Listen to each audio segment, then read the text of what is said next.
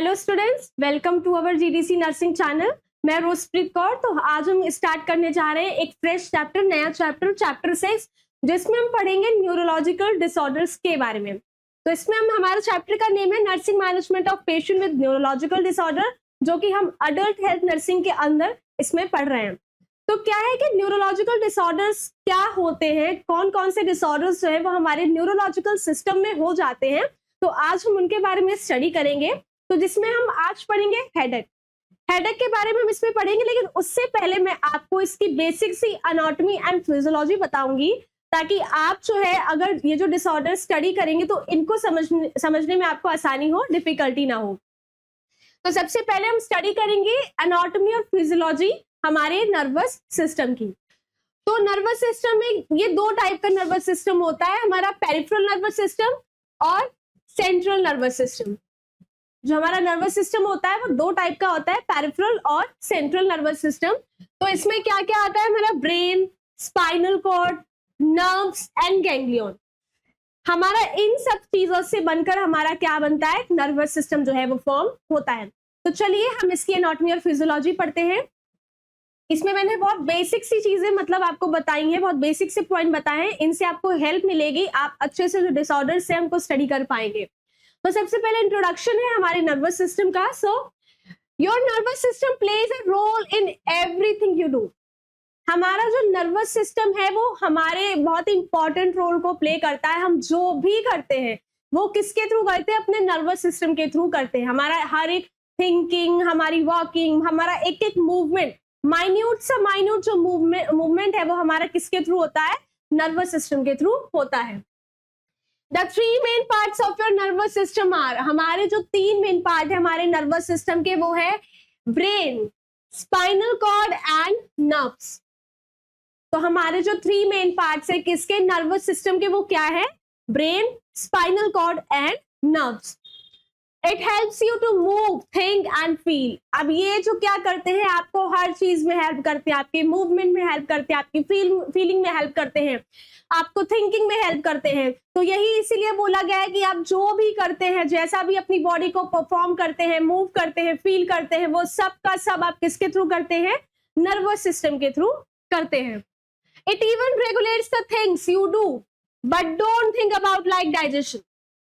ये उन चीजों को रेगुलेट करता है जो आप करते हैं, लेकिन हाँ ये डाइजेशन में हेल्प नहीं करता है। हमारा जो फिजिकल मूवमेंट है ये उन सब में हेल्प करेगा, जैसे हमारे चलने में, सोचने में, या फिर कोई भी काम को करने में, उन सब में नर्वस सिस्टम हेल्प करता है, but not in digestion process. Digestion का नर्वस सिस्टम से हमारा कोई लेना देना नहीं है। यानी कि नर्वस सिस्टम का काम सिर्फ हमारे क्या करना है कि हमारे मूवमेंट को करवाना है, हमें फील करवाना है, हमें चीजों को बताना है, बस ये काम जो होता है वो हमारे नर्वस सिस्टम का होता है। It contains central nervous system and peripheral nervous system. ये क्या कंटेन करता है, सेंट्रल नर्वस सिस्टम और पेरिफेरल नर्वस सिस्टम को ये कंटेन करता है। नेक्स्ट है your nervous system is your body command centre. आपका जो नर्वस सिस्टम है वो बॉडी कमांड सेंटर है, मतलब आपका नर्वस सिस्टम आपकी बॉडी को जो कमांड करेगा आप वही करेंगे। जैसे भी चीजों को, फॉर एग्जाम्पल कि आपके हाथ में एक कप ऑफ चाय का कप है, तो क्या है कि वो गर्म है। अगर आपका जो हाथ है वो उस गर्म चाय में चला गया तो आपका नर्वस सिस्टम आपको स्टिमुलेट करेगा कि अपना हाथ चाय में से हटाओ, वो सिग्नल आपको देगा कि हटाओ, ये गर्म है, तुम्हें चोट पहुंचाएगा। तो इसका कहने का मतलब ये है इस लाइन का कि जो नर्वस सिस्टम है वो आपकी बॉडी को कमांड करता है कि आपको चीजों के साथ कैसे बिहेव करना है, चीजों के साथ आपको कैसे डील करना है। It is made up of your brain, spinal cord and nervous. और जो नर्वस सिस्टम है वो तीन चीजों से मिलकर बना है, हमारे ब्रेन से, स्पाइनल कॉर्ड और नर्वस, इन तीन चीजों से नर्व से मिलकर क्या है, जो हमारा नर्वस सिस्टम है वो फॉर्म हुआ है। Your nervous system works by sending message और electrical signals between your brain and all the other parts of your body. आपका जो नर्वस सिस्टम है वो कैसे वर्क करता है, ये आपके ब्रेन को क्या करता है, सिग्नल्स को सेंड करता है, और क्या करेगा, इलेक्ट्रिकल सिग्नल्स को सेंड करेगा, और उसी के बाद जो आपके बॉडी पार्ट्स है वो वर्क करेंगे। जैसा कि मैंने आपको एग्जांपल अभी बताया कि अगर आपके पास एक गर्म चाय का कप रखा है और आपका जो हाथ उसमें चला गया है तो तुरंत आपके ब्रेन तक जो नर्वस सिस्टम है वो सिग्नल पहुंचा देगा कि ये गर्म है, ये तुम्हारे लिए हानिकारक है, अपने हाथ को यहाँ से हटाओ वरना तुम्हें जला देगा। वैसे ही हमारी बॉडी तुरंत जैसे ही जो सिग्नल्स है हमारे ब्रेन तक पहुंचेंगे, वैसे ही हमारा जो हैंड है उस साइड से बाहर चला जाएगा। तो कहने का मतलब ये है कि नर्वस सिस्टम एक कमांड की तरह वर्क करता है आपकी बॉडी के लिए, तुरंत आपको कमांड करेगा और आपको उसी की तरह क्या करना है, परफॉर्म करना है। These signals tell you to breathe, move, speak and see. For example, your nervous system keep track of what's going on inside and outside of your body and decides how to respond to any situation you are in. तो कहने का मतलब क्या है यहाँ के ये जो सिग्नल्स है वो आपको ब्रीथ करने में हेल्प करते हैं, आपको देखने में हेल्प करते हैं, कैसे आप देखें चीजों को, कैसे आप मूव करें। इवन मैं बोल भी रही हूँ तो भी क्या है कि वो मैं अपने नर्वस सिस्टम के थ्रू ही बोल रही हूँ। हमारा हर परफॉर्मेंस जो है वो किसके थ्रू होता है, हमारे नर्वस सिस्टम के थ्रू होता है। तो आपका जो नर्वस सिस्टम है वो आपकी बॉडी को ट्रैक करता रहता है कि क्या हो रहा है आपके साथ, आपके अंदर इनसाइड योर बॉडी या फिर आउटसाइड द बॉडी कौन सी चीजें हो रही हैं और कैसे आपको उनके खिलाफ जो है वो रिस्पॉन्स करना है। तो ये सारा काम जो कौन करता है, हमारा नर्वस सिस्टम जो है वो परफॉर्म करता है।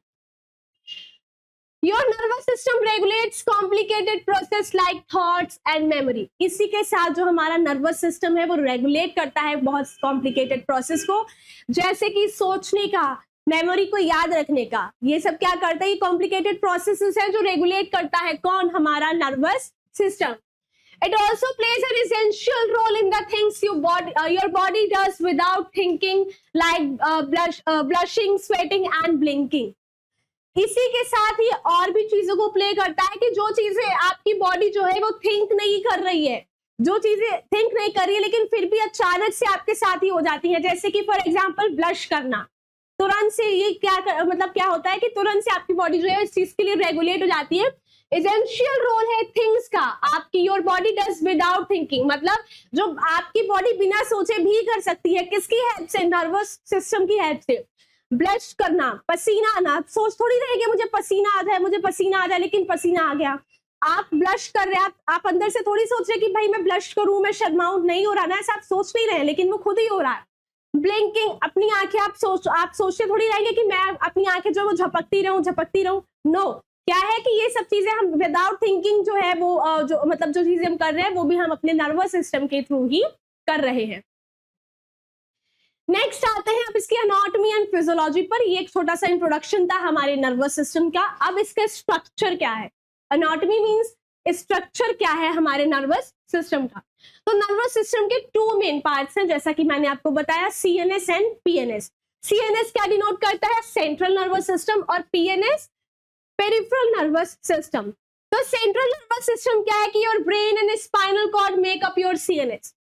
आपका ब्रेन और स्पाइनल कॉर्ड, ये दो चीजें जो मिलकर है वो सीएनएस को बनाती हैं, मतलब सेंट्रल नर्वस सिस्टम को ये फॉर्म करती हैं। Your brain read signals from your nerves to regulate how you think, move and feel. आपका जो ब्रेन है वो क्या करेगा, सिग्नल्स को रेगुलेट करेगा, मतलब कि आपको कैसे सोचना है, कैसे किस चीज के प्रति आपको फील करना है और कैसे आपको मूव करना है, ये सारा काम हमारा ब्रेन करेगा। ब्रेन क्या करता है कि हमारी नर्व्स होती हैं उनमें से जो उनके जो सिग्नल्स होते हैं उनको रीड कर लेता है कि अब जो है ये बॉडी को कैसे मूव करना है, कैसे फील करना है और कैसे इसको क्या करना है, थिंक करना है। तो ये सारा काम कौन करता है, हमारा ब्रेन। नेक्स्ट हम आते हैं पेरिफेरल नर्वस सिस्टम पर। तो your PNS is made up of network of nerves. आपकी बॉडी के जितनी भी नर्व्स है उनका जो नेटवर्क है साथ में, उन सब से मिलकर हमारा क्या बनता है, पीएनएस बनता है, मतलब पेरिफेरल नर्वस सिस्टम जो है वो बनता है। The nerves branch out from your spinal cord. यहाँ जो नर्व्स है वो किससे ब्रांच होती है, यहाँ की जो नर्व्स है वो कहाँ से निकलती है, हमारी स्पाइनल कॉर्ड से। तो this system release information from your brain. ये जो सिस्टम है वो इंफॉर्मेशन लेता है आपके ब्रेन से और स्पाइनल कॉर्ड से, और कहाँ पहुंचाते हैं, आपके ऑर्गन्स में, आर्म्स में, लेग्स और फिंगर्स एंड टोज में। तो पेरिफेरल नर्वस सिस्टम क्या करता है कि जो भी इंफॉर्मेशन है वो कैरी करता है ब्रेन से और कहाँ पहुंचाता है उनको, ऑर्गन्स में पहुंचाता है, आर्म्स में पहुंचाता है, लेग्स में, फिंगर्स और टोज में, कि अब तुम्हें इस चीज के लिए ऐसे परफॉर्म करना है। तो ये सारा काम किसका है, हमारे पेरिफेरल नर्वस सिस्टम का है। नेक्स्ट है two parts of your peripheral nervous system. अब यहाँ पर पेरिफेरल नर्वस सिस्टम के भी दो पार्ट्स है, जो पहला है हमारा somatic nervous system and second is autonomic nervous system. तो सोमैटिक नर्वस सिस्टम गाइड्स और वॉलेंट्री मूवमेंट्स। तो यहाँ पर जो सोमैटिक नर्वस सिस्टम है वो किसको गाइड करता है? आपके वॉलेंट्री मूवमेंट्स को। वॉलेंट्री मूवमेंट्स बच्चों वो मूवमेंट्स होते हैं जो हम अपनी मर्जी से कर रहे हैं, जो हम अपनी इच्छा से कर रहे हैं। जैसे कि आपको प्यास लगी है तो आपको पता है कि आपको पानी पीना है, बॉटल पड़ी है, अब आपको बॉटल को उठाना है और पानी पीना है। ये हमारा क्या है? वॉलेंट्री मूवमेंट है। हमें पता है कि मुझे प्यास लगी है तो मुझे पानी पीने के बाद ही मेरी जो प्यास है वो बुझेगी। तो यहाँ पर हमारा ये कौन सा मूवमेंट हो गया? वॉलेंट्री मूवमेंट हो गया। अब आते हैं the autonomic nervous system regulates activities you do without thinking about them. अब यहाँ पर ऑटोनॉमस नर्वस सिस्टम में क्या, ऑटोनॉमिक नर्वस सिस्टम में क्या होता है? यहाँ पर वो एक्टिविटीज आप करते हैं बिना सोचे, जो एक्टिविटीज को आप परफॉर्म करते हैं जो आपने सोचा भी नहीं है, लेकिन वो क्या है? खुद हो रही है। इनवॉलेंट्री मूवमेंट्स हो रहा है, जैसे कि आइस का ब्लिंक करना, ये क्या इनवॉलेंट्री मूवमेंट है? हार्ट का बीट करना इनवॉलेंट्री मूवमेंट है, ये आपके बस में नहीं है, ये खुद ही हो रहा है ना। आप चाहे तो इसे ना रोक सकते हैं ना, आप चाहे अगर ये रुका है तो आप इसे मतलब क्या कर सकते हैं कि आप इसे चला सकते हैं। तो ये सारे जो मूवमेंट्स होते हैं इनवॉलेंट्री, वो किसके अंदर में आते हैं? ऑटोनॉमिक नर्वस सिस्टम के। और वॉलेंट्री मूवमेंट्स आप खुद से करते हैं वो सोमैटिक नर्वस सिस्टम के अंदर आते हैं। So how does nervous system work? अब आपका जो नर्वस सिस्टम है वो वर्क कैसे करता है, कैसे ये अपना जो काम है वो परफॉर्म करता है। तो your nervous system uses nerve cells called neurons. ध्यान से सुनिएगा, आपका जो नर्वस सिस्टम है वो नर्व सेल्स को यूज करता है, जिनको हम क्या बोलते हैं? न्यूरॉन्स बोलते हैं। टू सेंड सिग्नल्स, क्या काम करने के लिए? सिग्नल्स को सेंड करने के लिए, और messages all over your body. तो यहाँ पर जो आपका नर्वस सिस्टम है वो नर्व सेल्स का यूज करता है, जिनको न्यूरॉन्स बोलते हैं। किस काम के लिए? सिग्नल्स को सेंड करने के लिए और मैसेजेस को सेंड करने के लिए आपकी ओवरऑल बॉडी में। These electrical signals travel among your brain, skin, organs, glands and muscles। अब ये जो इलेक्ट्रिकल सिग्नल्स है वो कहाँ कहाँ से ट्रैवल होते हैं? आपके ब्रेन से, आपके स्किन से, ऑर्गन से, ग्लैंड से और मसल से। The messages help you to move your limb and feel sensations। अब ये जो मैसेजेस है वो हेल्प करते हैं आपको मूव करने में, अपने हाथों पैरों को मूव करने में, और आपको सेंसेशंस को फील कराते हैं कि ये चीज गर्म है, ये ठंडी है, ये कैसी है, मतलब हर चीज को आपको फील कराएंगे। उस हिसाब से आपकी जो बॉडी है वो वर्क करेगी। लाइक पेन, अगर चोट लग गई है तो आपको दर्द होगा, तो मैसेज पहुंचाना कि मुझे चोट लग गई है, मुझे उसके लिए रिएक्ट करना है, तो आपको दर्द हुआ। Your eyes, ears, tongues, nose and the nerves all over your body take in information about your environment। हमारा जो आईज है, ईयर्स है, टंग है, हमारे जो ऑल ओवर जो बॉडी में जो भी मतलब सेंसेशन फील होती है वो इन्वायरमेंट से कैसे हम लेते हैं? नर्वस सिस्टम के थ्रू लेते हैं। Then nerves carry that data and from your brain। अब ये जो नर्व्स होती हैं वो आपके ब्रेन से डेटा को लेती हैं कि अब तुम्हें इस चीज के लिए रिस्पॉन्ड करना है। तो जब वो डेटा ले लेंगी ब्रेन से, वो वैसे ही वो क्या करेंगी? उस चीज के प्रति रिस्पॉन्ड करना स्टार्ट कर देंगी। There are different types of neurons। यहाँ पे डिफरेंट टाइप के न्यूरॉन्स हैं। Each type of neuron has a different job। और उस हर मतलब न्यूरॉन का क्या है? अपना अलग अलग काम है। तो पहला है हमारा मोटर न्यूरॉन्स, सेकंड है सेंसरी न्यूरॉन्स एंड थर्ड है इंटर न्यूरॉन्स। ये तीन टाइप के न्यूरॉन्स जो है वो हमारी बॉडी में होते हैं। तो पहले हम पढ़ेंगे मोटर न्यूरॉन्स।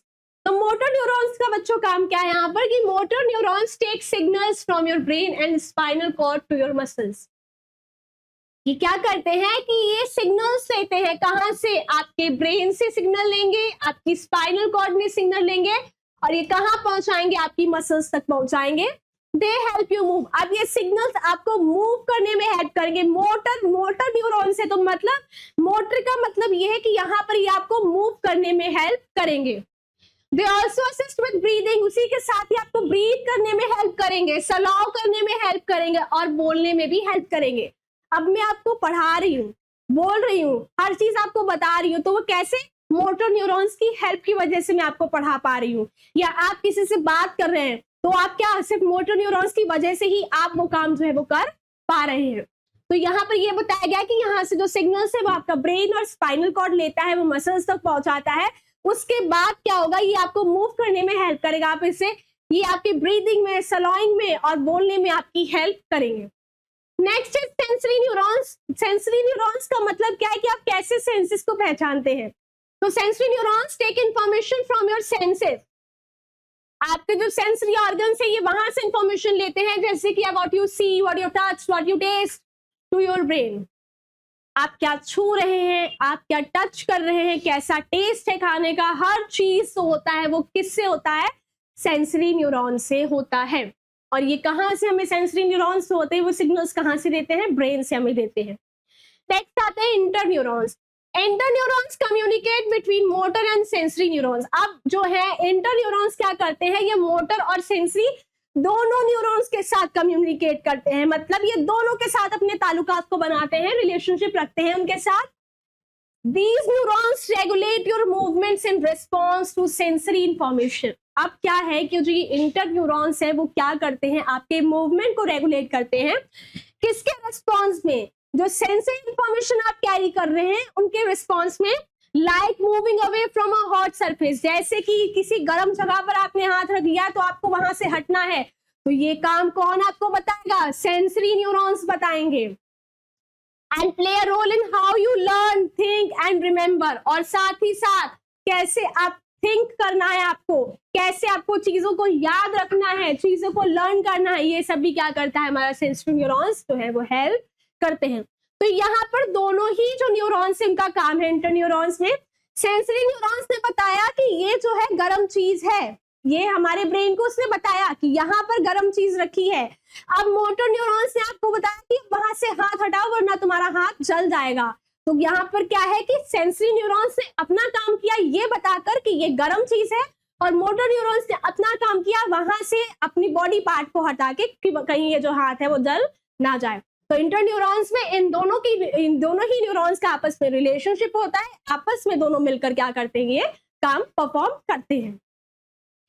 नेक्स्ट है functions of nervous system means physiology. Physiology, तो फिजियोलॉजी में हम क्या करते हैं कि हमारी बॉडी कैसे फंक्शन करती है, तो यहाँ पर नर्वस सिस्टम के फंक्शंस के बारे में हम पढ़ेंगे। तो your nervous system main function is to send message from various parts of your body to your brain. तो नर्वस सिस्टम का क्या काम है, यहाँ पर नर्वस सिस्टम का मेन काम ये है कि मैसेजेस को सेंड करता है आपकी बॉडी से कहां पर, आपके ब्रेन तक, आपके ब्रेन तक की मैसेजेस को सेंड करेगा। And from your brain back out to your body. अब ब्रेन से ये कहां पर वापस आते हैं, आपकी बॉडी से वापस आएंगे, मतलब फ्रॉम योर ब्रेन, आपके ब्रेन से ये कहां पर वापस जाएंगे, आपकी बॉडी से ये वापस जाएंगे। To tell your body what to do, आपकी बॉडी को ये बताएंगे कि अब तुम्हें इस चीज के प्रति कैसे रिस्पॉन्स करना है। क्या बताएंगे कि अब जो है आपको इस ऑब्जेक्ट के प्रति जो है वो अपना रिस्पॉन्स देना है, ये हमें यहाँ पे बताया गया। तो दीज मैसेजेस रेगुलेट योर, ये मैसेजेस क्या रेगुलेट करते हैं, थॉट, कैसे सोचना है, कैसे मेमोरी याद रखना है, चीजों को कैसे लर्न करना है, फील करना है, ये सब फंक्शंस है हमारे नर्वस सिस्टम के। Movements, balance and coordination, balance कैसे करना है, कोऑर्डिनेट कैसे करना है चीजों को, मूवमेंट्स का जो काम है वो हमारा नर्वस सिस्टम के फंक्शंस में आता है। सेंसेस, चीजों को सेंस कैसे करना है, how your brain interprets what you see, आपका ब्रेन आपको बताएगा तुमने क्या देखा है, तुमने क्या सुना, तुमने क्या टेस्ट किया, क्या टच किया, क्या फील किया, ये सब काम जो है वो ब्रेन हमें बताएगा।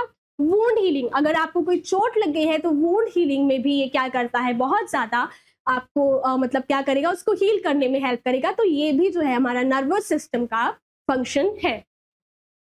तो उसी के साथ स्लीप, सोने में आपका नर्वस सिस्टम जो है वो हेल्प करता है। हार्ट बीट में और ब्रीदिंग पैटर्न्स में भी क्या करेगा, जो नर्वस सिस्टम है वो हेल्प करेगा।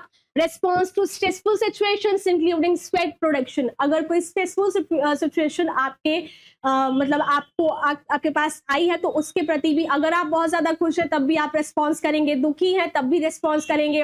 अगर आपको कोई बैड न्यूज मिली है तो आप ऑब्वियसली आप क्या करेंगे, रोने लग जाएंगे या फिर सैड हो जाएंगे। खुशी की न्यूज मिली है तो आप हैप्पी फील करेंगे। तो ये सारा काम किसका है, हमारे नर्वस सिस्टम का है। डाइजेशन का प्रोसेस में ये मतलब हेल्प कर सकता है बहुत ही माइन्यूट चीजों में। तो body process such as puberty and ageing, इसी के साथ हमारे बॉडी प्रोसेस जैसे कि प्यूबर्टी और एजिंग के प्रोसेस में भी क्या है कि नर्वस सिस्टम जो है वो फंक्शन करता है। तो this is all about the functions and anatomy of the nervous system. तो एनाटॉमी बच्चों बहुत इंटरेस्टिंग होती है, अगर आप इसे अच्छे से पढ़े, जब आप इसको डीपली बहुत इंटरेस्टिंग वैसे पढ़ने लगते हो तो एक चीज आपको याद आ जाती है। तो anatomy is a very interesting subject. So next हम आते हैं अब इसके डिसऑर्डर पर। अब न्यूरोलॉजिकल के डिसऑर्डर्स जो है वो यहाँ से स्टार्ट होते हैं। एनाटॉमी मैंने बच्चों आपको इसलिए पढ़ा देती हूँ मैं चैप्टर के स्टार्टिंग में, ताकि जो डिसऑर्डर्स जिस सिस्टम के बारे में आप डिसऑर्डर्स पढ़ने जा रहे हैं तो आपको उनको पढ़ने में दिक्कत ना हो, आपको बेसिक चीजें पता होंगी कि हाँ इस यहाँ पे ऐसा फंक्शन होगा, ऐसा फंक्शन होगा, अब यहाँ पे ये गड़बड़ी होगी तभी यहाँ पर ऐसा डिसऑर्डर हो गया। तो एनाटॉमी मैं आपको इसलिए पढ़ा देती हूँ।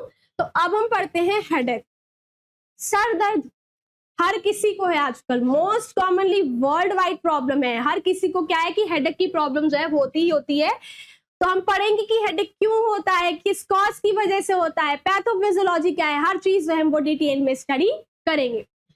तो हेडेक और पेन इन हेड, हेडेक को हम क्या बोलते हैं, pen in the head, in any part of the head. अभी हेड के किसी भी पार्ट में अगर हो रहा है, is a common and often deliberating experience that can be a symptom of various conditions ranging from benign to serious.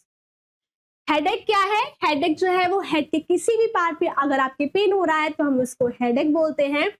Is a common and often deliberating experience, ये क्या है, कॉमन और डेलिब्रेटिंग एक्सपीरियंस है जो कि एक सिम्टम है, वेरियस कंडीशंस का ये सिम्टम हो सकता है, जो क्या है कि मतलब बिनाइन से एक लोकल एरिया से हो के आपकी पूरी बॉडी में भी ट्रांसमिट हो जाएगा। ये सर में दर्द हुआ फिर धीरे धीरे पूरी बॉडी में होने लगा, अगर केवल सर में हो रहा है तो बिनाइन बोल सकते हैं। और सीरियस इसके बाद ये मतलब क्या है कि बहुत सीरियस फॉर्म में भी अगर हेडेक जो है वो मतलब सही नहीं हो रहा है तो इस सीरियस कंडीशन में भी क्या हो सकता है, चेंज हो सकता है। तो headache can be classified as primary और सेकेंडरी, प्राइमरी और सेकेंडरी में भी हम इनको क्लासिफाई करते हैं। With primary headaches having no underline cause, तो यहाँ पर जो प्राइमरी हेडेक्स होते हैं उसका कोई भी अंडरलाइन कॉज नहीं होता है, उनका हमें मतलब क्या है कि रेलिवेंट कॉज नहीं पता होता है कि क्यों ये कॉज हो रहा है, हेडेक क्यों हो रहा है।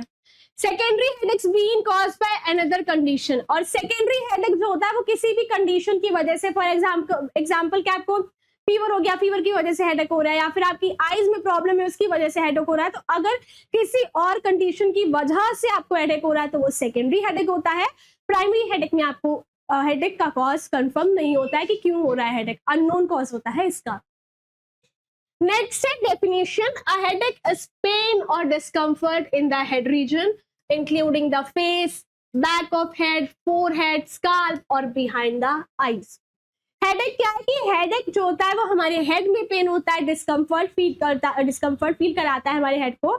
अभी जो पेन होता है वो हमारे पूरे स्काल्प में भी हो सकता है, बैक ऑफ द हेड भी हो सकता है, हमारी आईज में, फोरहेड में, ये पूरा का पूरा क्या करता है कि कई बार अफेक्ट करता है हमारे पूरी होल ऑफ द स्कल को।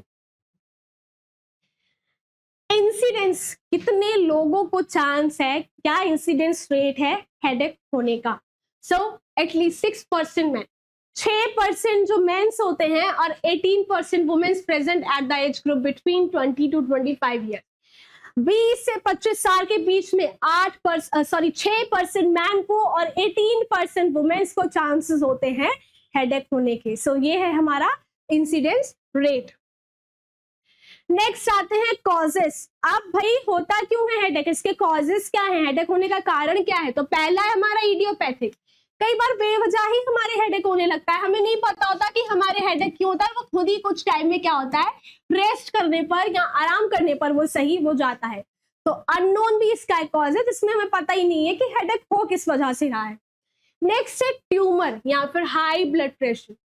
इसी के साथ अगर आपकी बॉडी में कोई भी ट्यूमर है या आपका जो ब्लड प्रेशर है वो हाई रहता है तब आपको हेडेक होने का चांस है, तो ये हेडेक को कॉज करते हैं। Eye strain and other I problems. अब आपको किसी भी तरह की आई प्रॉब्लम्स है या आई स्ट्रेन है तब भी क्या होगा कि आपको हेडेक होने का चांस है। नेक्स्ट है थ्रोट प्रॉब्लम्स। अगर आपको किसी भी टाइप की थ्रोट प्रॉब्लम्स हैं तो भी वो आपको हेडेक कॉज कर देगा। स्ट्रेस, स्ट्रेस की वजह से तो कॉमनली हेडेक होता है। किसी भी टाइप का स्ट्रेस हमें सोचने पर चीजें मजबूर कर देगा। हम दुखी हैं, हम स्ट्रेसफुल हैं, तो हम बार बार क्या है कि उसी चीज को सोचेंगे कि कैसे हम इसको ठीक करें या कैसे ये ठीक होगा। तो स्ट्रेस जो है वो हेडेक को कॉज करने का एक मेजर कॉज है। नर्व प्रेशर और फ्रैक्शन इन द नर्व्स, इसी के साथ क्या है कि आपकी नर्व्स में जो प्रेशर है और फ्रैक्शन जो है वो बढ़ गया है, तब भी हेडेक होगा। टीथ प्रॉब्लम्स, किसी भी टाइप की अगर आपको टीथ प्रॉब्लम्स हैं वो भी हेडेक को कॉज करती हैं। Problems of year and inner ear, अगर आपको ईयर में कोई प्रॉब्लम है और साथ ही अगर अंदर ईयर के अंदर भी अगर कोई प्रॉब्लम है तो भी वो क्या करेगी, हेडेक को कॉज करेगी। So these are the causes of your headache. Next आते हैं टाइप्स ऑफ हेडेक। अब कितने टाइप का हेडेक होता है, तो मेनली यहाँ पर हम 3 टाइप्स के हेडेक पढ़ेंगे। एक 4 टाइप का भी हेडेक होता है, लेकिन मेनली जो है 3 टाइप्स के हेडेक होते हैं, जिसमें फर्स्ट है हमारा टेंशन टाइप हेडेक, फोर्थ है माइग्रेन हेडेक, माइग्रेन हेडेक है, और एक क्लस्टर हेडेक भी होता है, क्लस्टर हेडेक, और फोर्थ है हमारा न्यू डेली परसिस्टेंट हेडेक। तो सबसे पहले हम पढ़ेंगे टेंशन टाइप हेडेक। तो टेंशन टाइप हेडेक क्या है कि these are the most common type, बहुत ही कॉमन टाइप होता है ये हेडेक का। Often describe as a dull, aching, pressure और टाइटनेस अराउंड द हेड। यहाँ पर क्या होगा, डल फील करेंगे आप अपने हेड के अराउंड बहुत ज्यादा टाइटनेस फील करेंगे, प्रेशर फील करेंगे, बहुत ही ज्यादा आपको एकिंग फील होगी, मतलब बहुत भयानक दर्द आपको होगा। And are often link to stress और मसल टेंशन। और ये क्यों है, क्योंकि आप खुद ही देखिए कि नाम से ही आप समझिए क्या लिखा है, टेंशन टाइप हेडेक। अब ये जो हेडेक है वो किसी भी टाइप ऑफ स्ट्रेस, टेंशन की वजह से, या फिर अगर कोई मसल टेंशन है तो उसकी वजह से आपको टेंशन टाइप हेडेक जो है वो होगा। एपिसोडिक, एपिसोड पीरियड क्या है इसका, occur less than 15 days a month. एक महीने में आपको ये 15 दिन में हो सकता है, मतलब अकर लेस देन 15 डेज, 15 दिन में आपको ये कभी कभी होने, 15 दिन में होने लगा, एक महीने में 15 दिन में हो जाता है ये। क्रॉनिक अकर 15 और मोर डेज, ये 15 और से ज्यादा दिन तक भी अकर हो सकता है, एक महीने में फॉर एटलीस्ट 3 मंथ्स, और ये लगातार 3 महीने तक इसका जो पीरियड है वो चलता रहेगा। मतलब 3 महीने में हर 3 महीने तक हर महीने में 15 या उससे ज्यादा दिन होगा, किसमें, क्रॉनिक में। एपिसोडिक में हर महीने में ये 15 दिन से कम पीरियड में आपको ये होगा। तो ये इनके जो है वो टाइम पीरियड्स है किसके, टेंशन टाइप हेडेक के।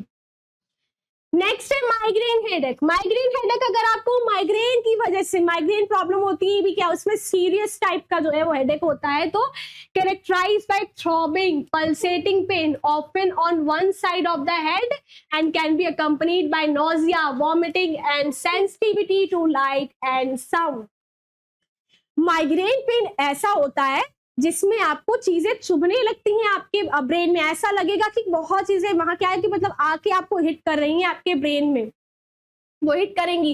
पल्सेटिंग पेन होगा यहाँ पे, ऐसा पल्सेशन आपको आपके हेड में क्या होगा, फील होगा। Often on side of the head, कहाँ पे, एक साइड ऑफ द हेड पे या फिर दोनों साइड हेडेक पे। And can be accompanied bye, और उसी के साथ यहाँ पे आपको नोजिया, वॉमिटिंग और सेंसिटिविटी, लाइट में जाने से आपको बहुत गुस्सा आएगा, लाइट में आप जाने से कतराएंगे, क्योंकि क्या होगा कि आपके डायरेक्ट आपके जो पेन है उसको और ज्यादा इंक्रीज कर देगा। साउंड भी बहुत ज्यादा अफेक्ट करती है माइग्रेन हेडेक में। Migraine with aura. अब माइग्रेन ऑरा क्या होता है, माइग्रेन ऑरा का मतलब सबसे हम समझते हैं कि ऑराज आर सेंसरी डिस्टर्बेंसेस। ऑरा में क्या होता है कि आपके जो सेंसेस होते हैं उनमें डिस्टर्बेंस होने लगता है, तो aura or sensory disturbances like flashing lights और numbness that precede the headache. यहाँ पर जो नमनेस, यहाँ पर जो फ्लैशिंग लाइट्स है वो क्या करती हैं कि आपको माइग्रेन हेडेक कॉज करती हैं। और बिना ऑरा के migraine, without aura headache occurs without a preceding aura. यहाँ पे किसी भी फ्लैशिंग लाइट या नमनेस की वजह से आपको हेडेक नहीं होगा। तो this is migraine headache. Next हम आते हैं क्लस्टर हेडेक पर। So these are severe stabbing headaches that occur behind one eye, often accompanied by tearing, a runny nose and a dropping eyelid. तो क्या कहा गया यहाँ पे, बहुत ही सीवियर टाइप का हेडेक है, सीवियर टाइप ऑफ हेडेक है। स्टेबिंग हेडेक होता है, बहुत ही भयंकर स्टेबिंग पेन होता है यहाँ पर, दैट अकर बिहाइंड वन आई, जो आंख के पीछे की तरफ होगा, हमारे आई के पीछे की तरफ होगा। अब ये क्यों है? क्योंकि आंख के पीछे की तरफ हो रहा है तो जरूर यहाँ पर आई में प्रॉब्लम है। तो ज्यादा टीयरिंग की वजह से या रनिंग नोज की वजह से या फिर ड्रॉपिंग आईलिड, अगर आपकी आई जो है आईलिड जो है वो ड्रॉपिंग हो गई, मतलब टोसिस, जो मैंने आपको आई वाली चैप्टर में पढ़ाया था, ड्रॉपिंग आईलिड मींस टोसिस हो गया है आपको तब। They tend to occur in cluster. अब ये सारी चीजें क्लस्टर फॉर्म में होने लगेगी, मतलब सब चीजें एक साथ होंगी यहाँ पर, with multiple headaches over a period of time. लंबे समय तक आपको बार बार पेन होगा, मतलब रुकने का नाम ही नहीं लेगा। मल्टीपल हेडेक्स होंगे followed by period of remission. एक पीरियड में बार बार वो चीजें होंगी, क्लस्टर में होंगी, तभी हमने इसको क्या बोल दिया है, क्लस्टर हेडेक बोला है। New daily persistent headache NDPH, a rare type of headache होता है that start suddenly and last for more than 3 months। ये क्या है कि मतलब ये रेयर टाइप का हेडेक है, न्यू डेली परसिस्टेंट हेडेक। ये अचानक से स्टार्ट होता है और ठीक हो जाता है और ये 3 महीने तक रहता है। क्या होगा कि फॉर मोर देन 3 months, या तो 3 महीने तक रहेगा या फिर 3 महीने से थोड़ा ज्यादा रहेगा। सो this is the types of headache. तो ये हमारे सारे टाइप्स थे हेडेक के। अब हम आते हैं इसकी पैथोफिजियोलॉजी पर बच्चों। तो headache pathophysiology involves pain signals.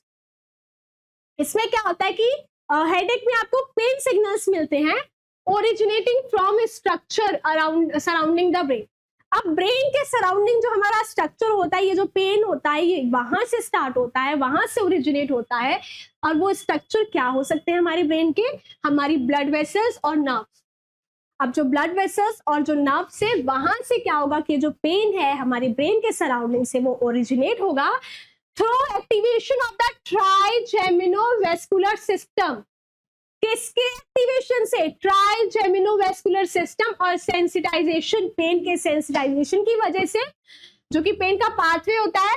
While the brain itself does not have pen receptors, जबकि ब्रेन के पास खुद के कोई भी पेन रिसेप्टर्स नहीं होते हैं। Brain have not any pain receptors, stimulation of these surrounding structure can lead to headache. अब ये जो सराउंडिंग्स होती हैं जब ये ओरिजिनेट कर देती हैं किसको, पेन को, तब यहाँ से हेडेक होना स्टार्ट हो जाता है। तो यहाँ पर सिंपल सी बात कही गई है बच्चों, ध्यान से सुनिए कि यहाँ पर जो पेन सिग्नल्स हैं वो ब्रेन के सराउंडिंग में जो ब्लड वेसल्स और नर्व्स होती है वहां से स्टार्ट होते हैं और थ्रू किसकी एक्टिवेशन से, ट्राइजेमिनोवेस्कुलर सिस्टम और जो पेन पाथवे का जो सेंसिटाइजेशन होता है वहां से।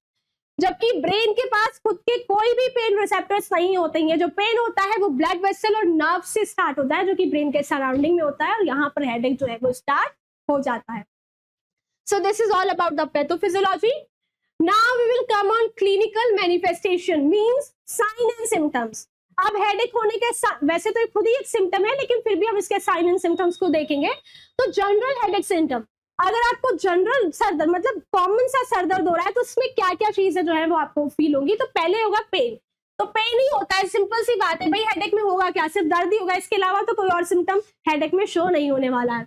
तो पेन में the primary symptom is pain in the head. जो प्राइमरी सिम्टम है वो हमारे सर में दर्द होगा, which can range from mild to severe. अब ये पेन जो है वो माइल्ड से सीवियर होगा, मतलब पहले हल्का हो सकता है, फिर ये हल्के से एकदम तेज हो जाएगा। लोकेशन क्या है, कहाँ पे ये पेन होता है?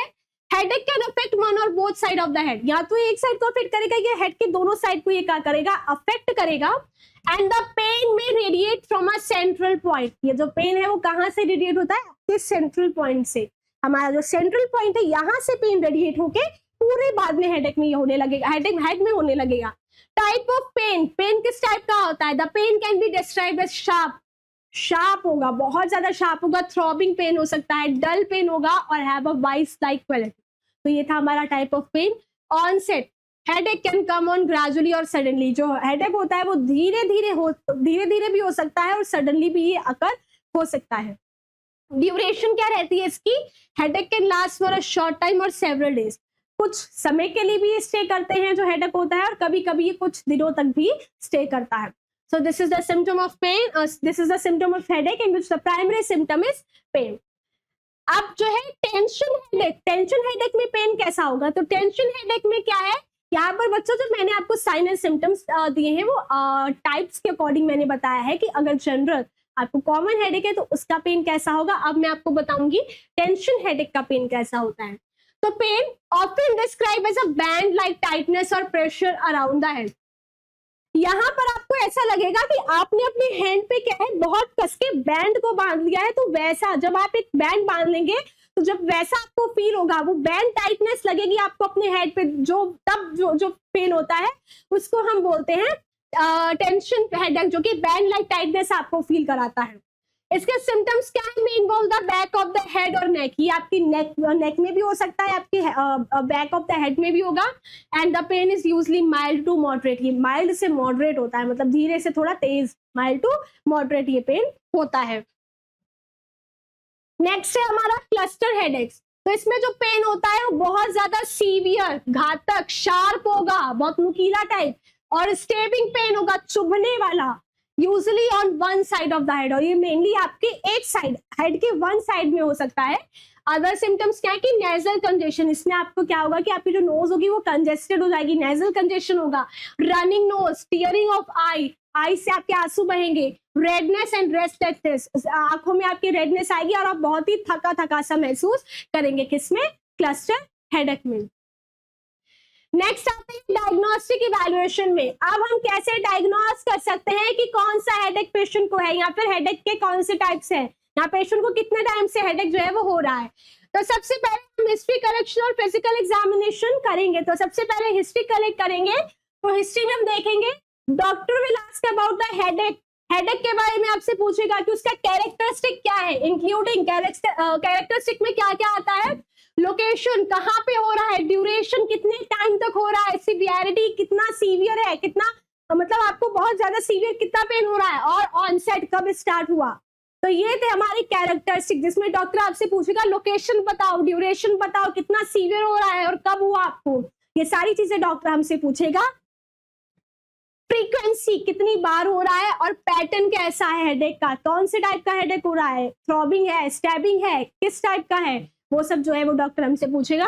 सिम्टम्स, एसोसिएटेड सिम्टम्स, क्या क्या सिम्टम्स हो रहे हैं, तुम्हें नोजिया फील हो रहा है कि नहीं, वॉमिटिंग हो रही है, लाइट और साउंड सेंसिटिविटी है कि नहीं, डॉक्टर हमसे सब चीजें पूछेगा। फैमिली हिस्ट्री हेडेक की, क्या परिवार में पहले भी किसी को हेडेक होता है, या फिर आपकी फैमिली हिस्ट्री है हेडेक की। Medical history and any other relevant condition, साथ ही साथ कोई मेडिकल हिस्ट्री तो नहीं है आपको, या फिर कोई और कंडीशन तो नहीं है, ट्रिगर्स, स्ट्रेस की वजह से तो नहीं हो रहा है, सर्टेन फूड्स और स्लीप पैटर्न को असेस करेगा कि कहीं इन चीजों की वजह से तो पेशेंट को हेडेक नहीं हो रहा है। तो इन सब चीजों को क्या करेगा जो डॉक्टर है वो असेस करेगा। नेक्स्ट है फिजिकल एग्जामिनेशन। दूसरा डॉक्टर क्या करेगा, फिजिकल एग्जामिनेशन करेगा बच्चों। तो फिजिकल एग्जामिनेशन में सबसे पहले आपका न्यूरोलॉजिकल एग्जामिनेशन होगा, क्योंकि हेडेक हेड में हो रहा है ना, हेड एक है मतलब पेन इन द हेड। तो सबसे पहले न्यूरोलॉजिकल एग्जामिनेशन होगा, किसको असेस करने के लिए, हमारी क्रेनियल नर्व्स को, मोटर और सेंसरी फंक्शंस को, और रिफ्लेक्सेस को। तो फिजिकल एग्जामिनेशन में क्या होगा कि यहाँ पर न्यूरोलॉजिकल एग्जामिनेशन होगा जो असेस करेंगे, जिसमें क्रेनियल नर्व्स को, मोटर और सेंसरी फंक्शंस को, साथ ही साथ रिफ्लेक्सेस को यहाँ पर असेस करेंगे। हेड एंड नेक एग्जामिनेशन, इसी के साथ क्या करेंगे, हेड और नेक का एग्जामिनेशन करेंगे to check for tenderness, tenderness को चेक करने के लिए, स्वेलिंग और अदर एब्नॉर्मलिटीज को चेक करने के लिए। टेंडरनेस मतलब टच करने पे जो पेन फील होता है उसको हम टेंडरनेस बोलते हैं। General physical exam to rule out other potential causes of the headache, उसी के साथ हम जनरल फिजिकल एग्जामिनेशन भी करेंगे कि कोई और पोटेंशियल कॉजेस तो नहीं है हेडेक के। तो इस ये जो पूरा फिजिकल एग्जामिनेशन है वो डॉक्टर जो है बच्चों परफॉर्म करेगा। फिर सीटी स्कैन करेंगे, कंप्यूटेड टोमोग्राफी। तो सीटी स्कैन में क्या होगा कि CT scan help to identify structural problem in the brain.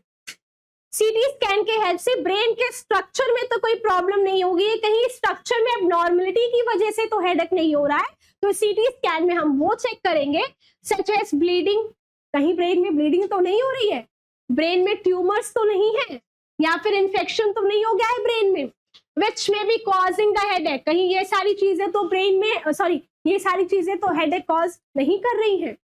फिर आते हैं एमआरआई, मैग्नेटिक रेजोनेंस इमेजिंग।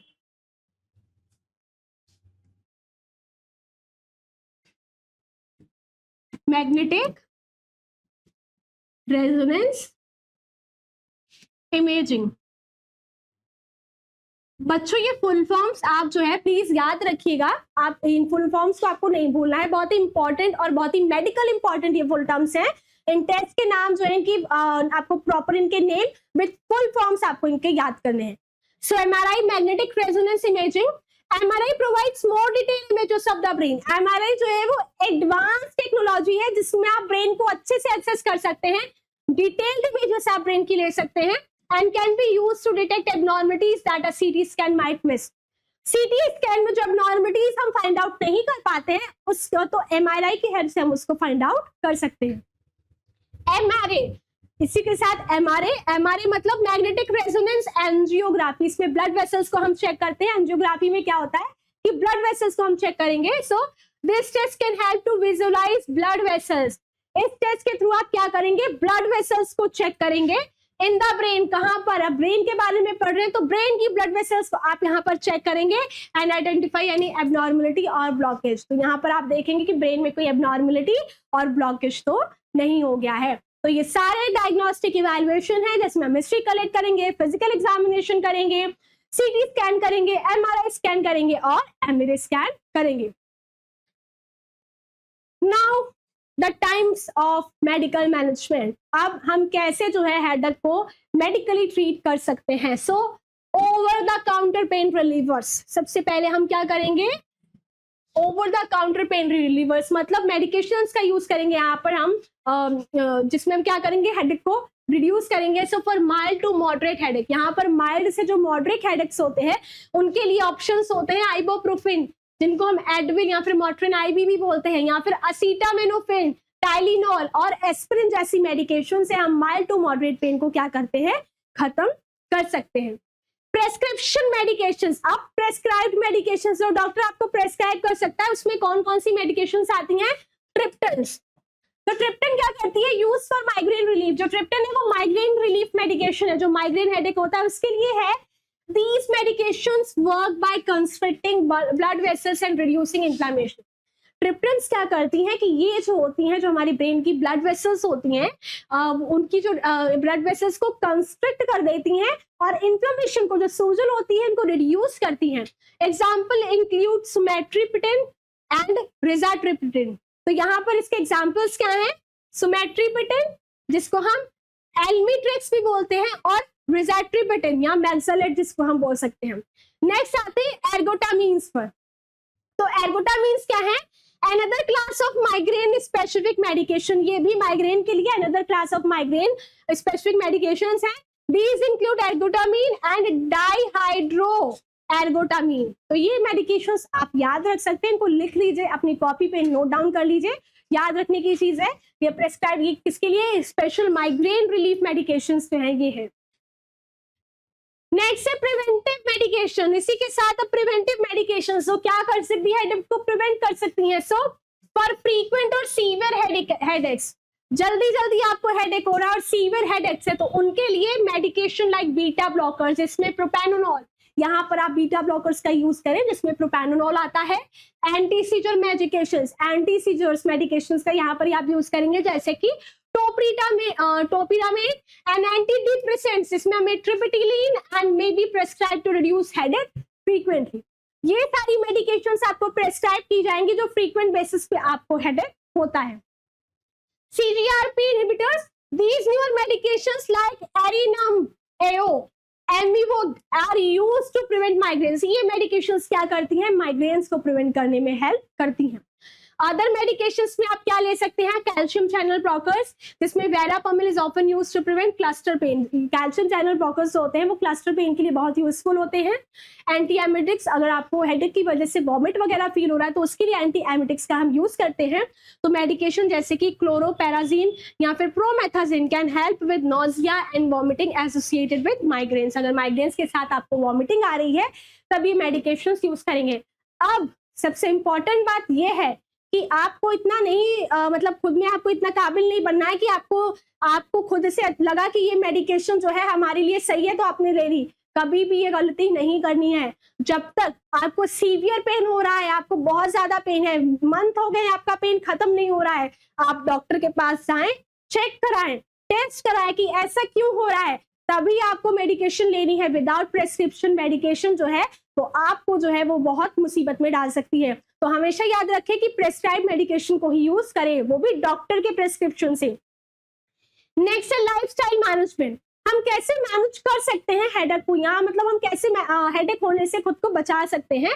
तो रेस्ट एंड रिलैक्सेशन बहुत जरूरी है जीवन में भाई। सुख शांति बहुत इंपॉर्टेंट है। अगर जीवन में हमारे सुख शांति नहीं होगी तो सरदर्द तो हमेशा बना ही रहेगा। तो rest and relaxation is very important. Resting in a quiet, dark room and using a hot or cold compresses can help to elevate headache pain. अगर आपको हेडेक हो रहा है तो आप एक शांत से रूम में अपनी लाइट्स को ऑफ कर ले और हॉट या फिर कोल्ड कंप्रेस का यूज करें जो हेडेक है उसको एलिविएट करने के लिए, खत्म करने के लिए। स्ट्रेस को मैनेजमेंट करें। आपको क्या करना है, अपने स्ट्रेस को मैनेज करना है। और उसका आप मैनेजमेंट कैसे कर सकते हैं, योगा के थ्रू, मेडिटेशन के थ्रू। तो टेक्निक्स जैसे कि योगा, मेडिटेशन या फिर deep breathing exercise can help to reduce stress. ये सारी चीजें आपको स्ट्रेस को रिड्यूस करने में हेल्प करेंगी। अ कॉमन हेडेक ट्रिगर, और स्ट्रेस की वजह से आपको क्या होता है, कॉमन जो हेडेक्स है वो आपके अकर होते हैं। डाइट एंड हाइड्रेशन, डाइट और हाइड्रेशन का आपको खास ख्याल रखना है। तो maintaining a well balanced diet and staying hydrated can help to prevent headache. Well balanced diet को आपको मेंटेन करना है, साथ ही साथ आपको क्या करना है कि हेडेक्स को प्रिवेंट करने के लिए हाइड्रेटेड रहना है। आपको डिहाइड्रेटेड बिल्कुल भी नहीं होना है। सो ये था हमारा लाइफस्टाइल मैनेजमेंट। इसके साथ साथ रेगुलर एक्सरसाइज, आप रेगुलर एक्सरसाइज भी करें। तो regular physical activity can help reduce headache frequency and severity. Physical activity, regular physical activity से क्या होगा कि आपकी जो हेडेक की फ्रीक्वेंसी और सिवियरिटी है वो क्या होगी, वो रिड्यूस हो सकती है। आइडेंटिफाई एंड अवॉइड ट्रिगर्स, आप आइडेंटिफाई करिए कि हमें हेडेक क्यों हो रहा है। तो उन ट्रिगर्स को आइडेंटिफाई करें और उनको अवॉइड करने की कोशिश करें। So recognising and avoiding non headache, अगर आपको पता है कि मुझे इस चीज की वजह से हेडेक हो रहा है, फॉर एग्जांपल ज्यादा टीवी देखने की वजह से हेडेक हो रहा है, ज्यादा फोन देखने की वजह से हेडेक हो रहा है, या ज्यादा लाइट में जाने की वजह से हेडेक हो रहा है, तो उन ट्रिगर्स को आप क्या करें, अवॉइड करें। तो यहाँ पर अगर आपको किसी फूड की वजह से, ड्रिंक की वजह से, इन्वायरमेंटल फैक्टर की वजह से, जैसे इन सब की वजह से अगर आपको हेडेक हो रहा है तो आप वहां पर जाने से अवॉइड करें, वो खाना खाने से अवॉइड करें, उन जगहों पर जाने को आप अवॉइड करें, तो आप हेडेक को प्रिवेंट कर सकते हैं।